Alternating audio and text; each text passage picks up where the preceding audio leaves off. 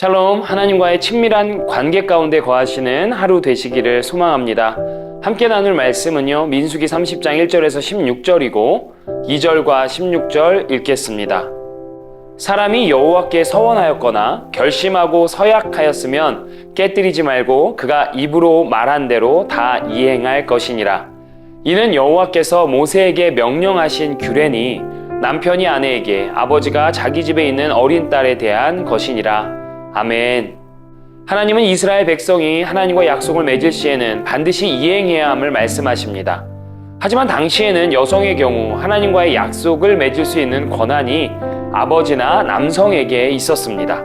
고대 이스라엘의 남성 중심 사회의 한계를 반영하고 있는 법이긴 하지만 자녀의 신앙에 대한 부모의 책임과 서로의 신앙을 챙겨야 할 부부의 책임을 반영하는 법이기도 한 것이지요.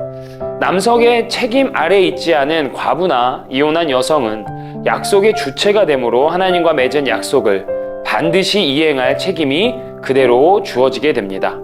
여러분, 서원 기도는요, 자신의 기도가 하나님 앞에서 거짓이 없으며 진실하다는 것을 표현하는 인간의 최선의 노력이라 할 수 있습니다. 그리고 하나님께서는 은혜 가운데 그것을 용납하시고 승인하여 주십니다. 그러나 서원은 지키지 못할 것이면 하지 않음이 좋습니다.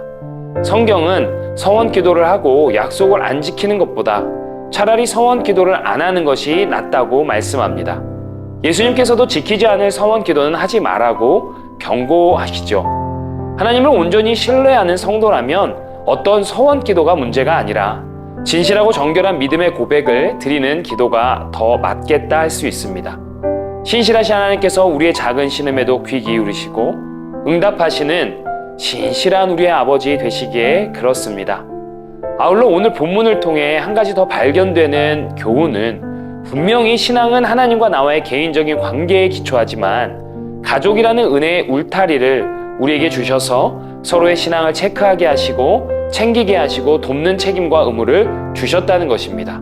부모로서 자녀가 올바르게 하나님을 바라보고 있는지 깊은 관심을 가지고 살피며 올바르게 신앙 교육하며 가이드해야 한다는 것이죠. 아내로서는, 남편으로서는 서로의 신앙을 살피고 혹여 올바르지 못한 길로 갈 때 사랑의 충고와 조언을 하고 그 길을 수정해주는 역할을 다하는 것이 올바른 사랑이라 할 수 있습니다.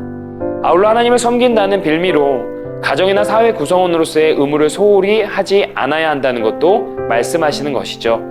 아무쪼록 올바른 하나님과의 관계 가운데 사랑하는 가족 안에서 더일 공동체 안에서 우리 서로를 보살피며 챙기며 주를 향한 정도를 기쁘고 즐겁게 함께 걸어가길 원합니다.